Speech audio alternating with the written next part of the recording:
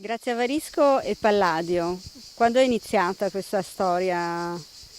È una storia molto molto vecchia, visto che sono vecchia io, ha diritto ad essere vecchia anche la storia del mio incontro con Palladio. È stato un incontro da cui non riesco ad allontanarmi tutte le volte che mi capita di passare in questa zona.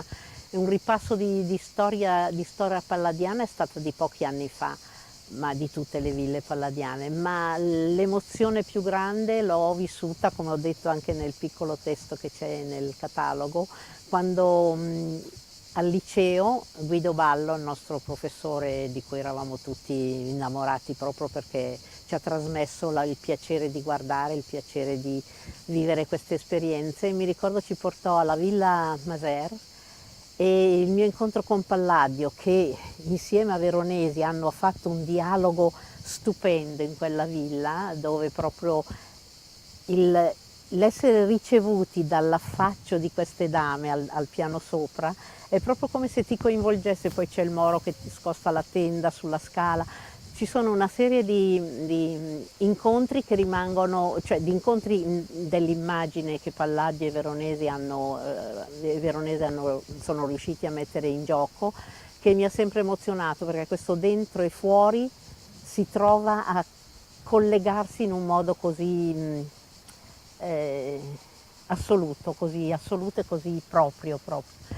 E in questo caso la conoscenza di questa villa, che l'ho avuta soltanto qualche anno fa, mi ha confermato nell'idea che questi ritmi e queste sequenze e queste misure, queste opere così calibrate sulla classicità, nel caso di Palladio diventano invece come qualcosa di un po' più domestico nell'architettura, di meno classico, per cui è qualcosa di più familiare che ho vissuto anche in questo caso, proprio perché ha una dimensione più contenuta l'architettura rispetto ad altre ville come la Malcontenta, la Rotonda, eccetera. E però sono proprio delle continue prove di qualche cosa che mi coinvolge molto. Quali sono secondo te gli elementi anche più contemporanei di questa dimensione domestica, ma vogliamo dire proprio forse a scala umanistica Scala umana, sì, sì. di questa Villa Pisani? È giusto, questa umanistica è proprio perché consente di verificare che è a parte che appunto il fatto stesso che la facciata sia ormai superata in qualche modo da questo spazio ampio nel quale sono ospitate i nostri segni, si presenta proprio come qualche cosa di immediato, dove arrivi e con questa scala rotonda che sale ti ritrovi quasi ad affacciarti come dire, a un ingresso in una casa molto più tranquillo e più domestico, però molto, molto umanistico, diciamo, molto diretto sulla persona. Ed è un'esperienza che io proprio qui l'ho rivissuto in modo molto, molto chiaro. Hai lavorato molto sulle le traiettorie della luce, le traiettorie dello sguardo, le traiettorie del percorso. Non so se vuoi raccontarci un po' di queste Sì, sì. traiettorie. Dunque, quando io ho visto questo luogo ho pensato a quali potevano essere le esperienze già magari anche pensate e che potevano adattarsi a questa soluzione. E devo dire che questo, in particolare questo che poi ho scelto, è stato scelto da tutti, è quello che favorisce di più il rapporto fra il percorso che automaticamente avvertiamo fra la zona nella quale noi due artiste o gli artisti comunque operano, sono le due cantine ai lati della scalinata retrostante, e il percorso che c'è. In questo caso proprio ho avvertito che questa specie di passaggio un po' angusto, relativamente angusto, ma nel quale siete invitati a inoltrarvi, a vedere come agisce questa profondità che in qualche modo porta poi verso qualche cosa di luminoso, era legata strettamente al fatto che la visione è altrettanto proprio direttamente organizzata rispetto alla scala esterna. La quale scala esterna mi sono resa conto dalla mia voglia di intervenire sui due corpi inclinati che ci sono accanto alla scala. Mi sono resa conto che ha una scala che non è la scala del Palladio, è una scala che è stata ampliata e che risulta accogliente e ben armonica con tutto lo spazio che è ampio qua dietro, ma che non sarebbe nei calibri e nelle misure di Palladio abbastanza calibrata. Però io ho voluto giocare proprio sul fatto che queste due inclinazioni con questi due scorrevoli e con queste due zone scorrevoli rispecchianti in qualche modo ripropongono il cielo in terra e viceversa, e non mi aspettavo che riproducessero anche parte dell'edificio. Io pensavo che una cosa inclinata così alla luce avrebbe riflesso soltanto il cielo, il passaggio delle nuvole, l'eventuale cambio di luce eccetera, invece automaticamente si propone di nuovo come qualche cosa di vicendevole, di scambievole fra l'architettura e la natura che lo circonda. Che è poi un altro elemento proprio cardine Sì. dell'architettura palladiana, Sì, questo rapporto sì, fra sì. interno ed Sì, esterno sì, sì, è proprio e una... fra le luci, diciamo, Certo, che li certo. connotano. E poi proprio il fatto, ecco, mi riporto alla Villa Barbaro proprio perché lì è l'ingresso, l'essere accolti dentro, per cui c'è questo gioco. Deve essere stata un'illuminazione fantastica, chissà come sarà stato bello, magari litigavano, però deve essere stato bellissimo il confronto fra due artisti che tutti e due avevano il nome d'arte.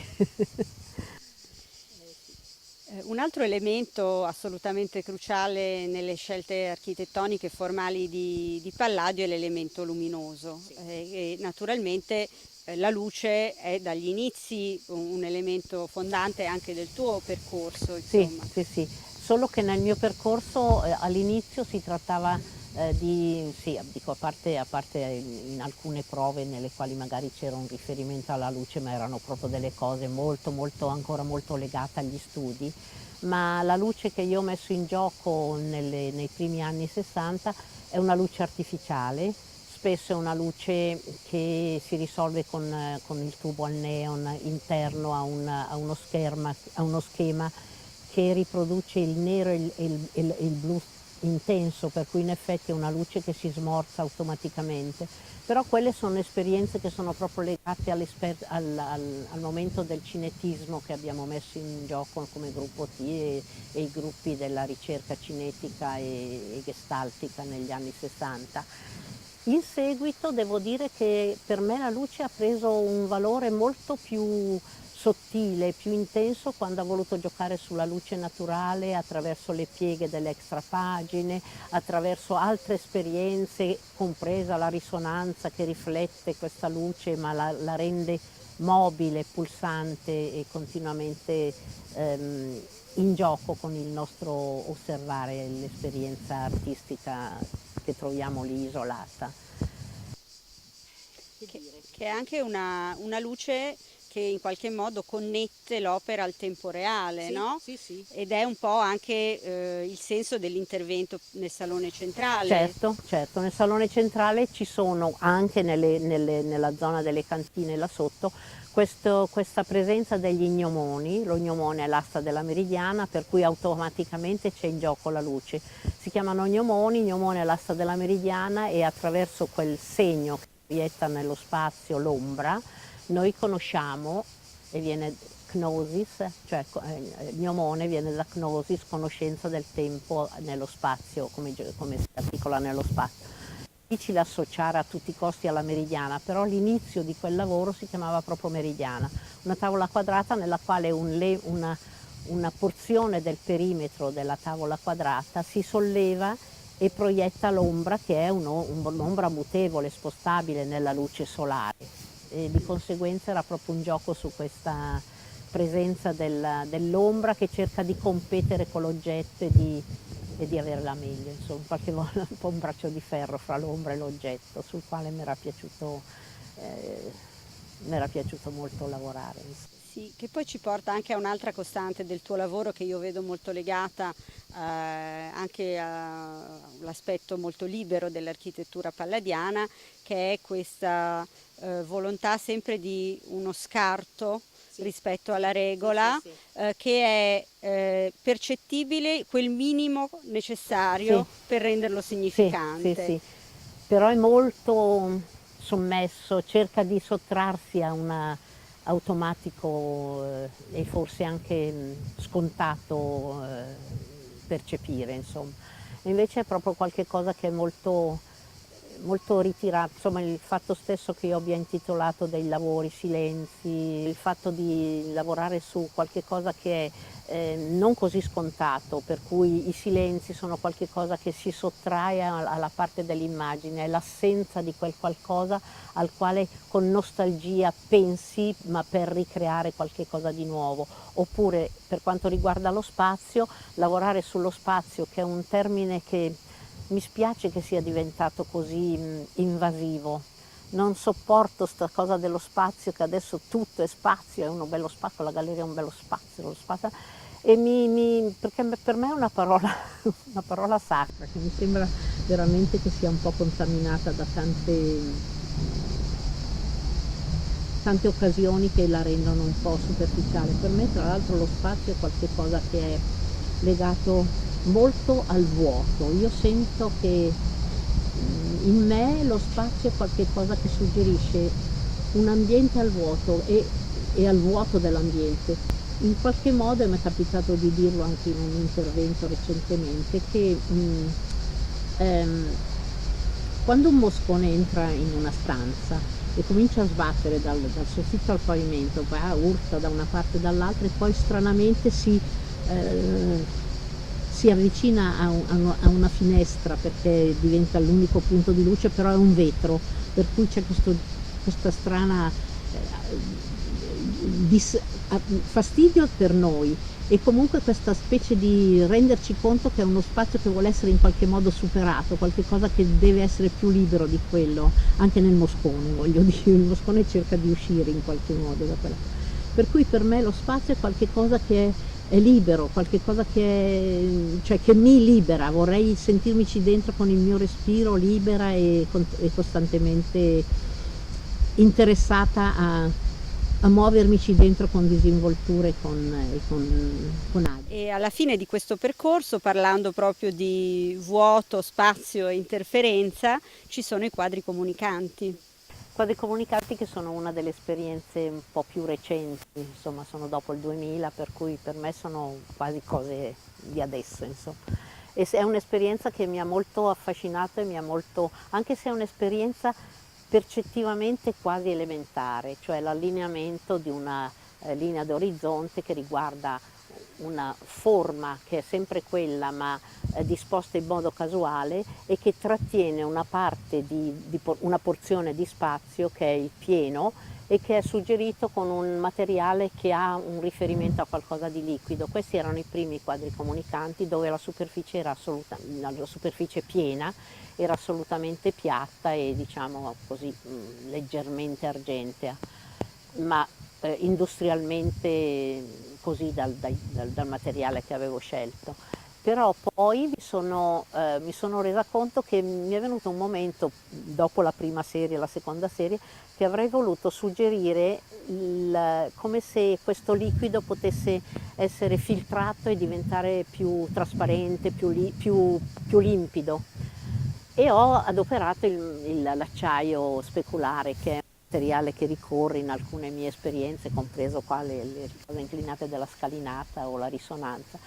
Però l'ho fatto e sono stata talmente sconvolta dal fatto che quando ho visto che la superficie rifletteva me, invecchiata, orrenda, eccetera, mi sono talmente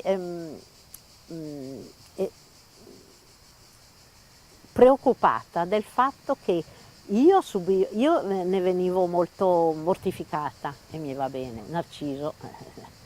Però quello che mi aveva sorpreso era il fatto che mi sono resa conto in quel momento che come a me diventava un elemento molto importante la lettura dell'immagine, sarebbe stato così anche per il pubblico, per cui avrebbe sottratto l'attenzione dal tema che invece...